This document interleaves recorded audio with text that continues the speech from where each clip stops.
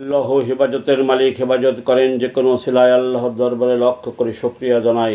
আল্লাহ আমাদের গোপালগঞ্জের বাসীকে আর একটা বিরাট বিপদ থেকে উদ্ধার করেছে।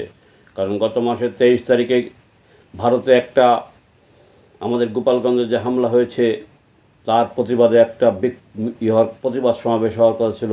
ওই প্রতিবাদ সমাবেশ যদি হতো, আমাদের দলের প্রধান প্রধান খেলোয়াড় সে মাইক পেয়ে প্রথমে উঠে এসে বলতো, খেলা হবে, তোমরা রেডি, খেলা হবে। কার সাথে খেলা? সেনাবাহিনীর সাথে খেলা, পুলিশের সাথে খেলা, যারা গোপালগঞ্জে হামলা করেছে।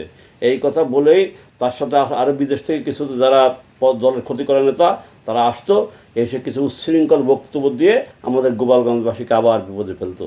তাই আল্লাহর দরবারে লক্ষ্য করে শুকরিয়া জানাই, ওই সমাবেশ হয় নাই। ওই সমাবেশ হলেই আমাদের আরও বিপদ বেড়ে যেত।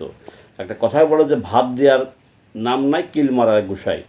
আমাদের গোপালগঞ্জের মানুষ মানবতার জীবনযাপন করছে, আমরা মানবতার জীবনযাপন করছি, সেদিকে খোঁজ নেওয়ার লোক নেই। ওনারা বিরাট প্রতিবাদ সমাবেশ করতে চেয়েছিল, মানে তেলবাজি করে শেখ হাসিনাকে দেখাবে যে আমরা তেলবাজিকে এখন করছি, আপনার গোপালগঞ্জে যে হামলা হয়েছে তার বিরুদ্ধে আমরা প্রতিবাদ করলাম।